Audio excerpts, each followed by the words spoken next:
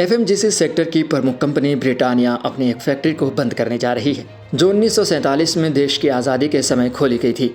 कोलकाता में स्थित यह ऐतिहासिक फैक्ट्री ब्रिटानिया इंडस्ट्रीज़ लिमिटेड की सबसे पुरानी उत्पादन इकाई है। ब्रिटानिया को मैरीगोल्ड और गुड्डे जैसे बिस्कुट बनाने के लिए जाना जाता है। कंपनी की इस फैक्ट्री में काम करने वाले सभी स्थायी कर्मचारियों ने वीआरएस ले लिया है। ब्रिटानिया ने एक्सचेंज फाइलिंग के जरिए फैक्ट्री बंद करने की घोषणा की थी। 1947 में बनी इस फैक्ट्री ने कंपनी को देश भर में पहुंचाने में अहम भूमिका निभाई। यह कोलकाता के तारातला इलाके में है। कंपनी ने कहा कि फैक्ट्री बंद करने से किसी भी कर्मचारी पर कोई प्रतिकूल प्रभाव नहीं पड़ेगा। सभी कर्मचारियों ने स्वैच्छिक सेवानिवृत्ति योजना ली है। इसके अलावा इस फैक्ट्री के बंद होने से कंपनी के कारोबार पर कोई असर नहीं पड़ेगा। कई मीडिया रिपोर्ट्स में दावा किया गया है कि ब्रिटानिया के लिए पुरानी फैक्ट्री चलाना अब आर्थिक रूप से सही नहीं है।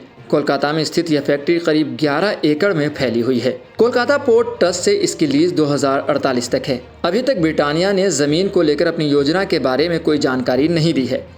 फिलहाल यह ज़मीन 24 साल तक ब्रिटानिया के पास रहेगी। वहीं दूसरे मीडिया रिपोर्ट्स की माने तो इस फैक्ट्री के बंद होने से करीब 150 कर्मचारी प्रभावित होंगे। कंपनियों ने सभी हितधारकों को सूचित किया है कि फैक्ट्री बंद होने से कंपनी के राजस्व पर कोई असर नहीं पड़ेगा।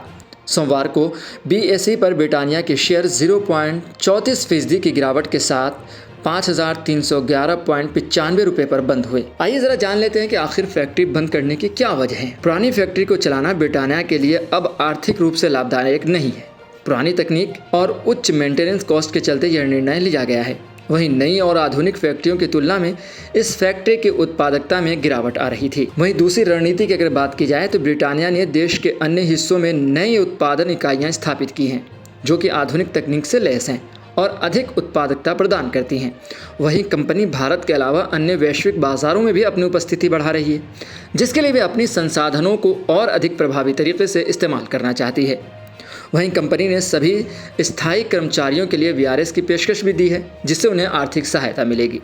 वहीं कंपनी ने प्रभावित कर्मचारियों के पुनर्वास और उन्हें अन्य रोजगार के अवसर प्रदान करने के लिए कार्यक्रम भी शुरू किए हैं। वहीं फिलहाल ब्रिटानिया ने जमीन को लेकर भी अपनी बात नहीं की है, लेकिन भविष्य में जमीन का उपयोग किसी अन्य व्यावसायिक उद्देश्य के लिए किया जा सकता है। यह भी संभव है कि कंपनी इस जमीन का पूर्ण विकास करे, इसे दूसरे परियोजनाओं में इस्तेमाल करे। इन सभी पहलुओं को ध्यान में रखते हुए ब्रिटानिया ने यह निर्णय लिया है कि जो कंपनी की दीर्घकालिका रणनीति और आर्थिक स्थिरता के लिए महत्वपूर्ण है। ऐसी खबरों के लिए देखते रहें सहारा समय का समय डिजिटल।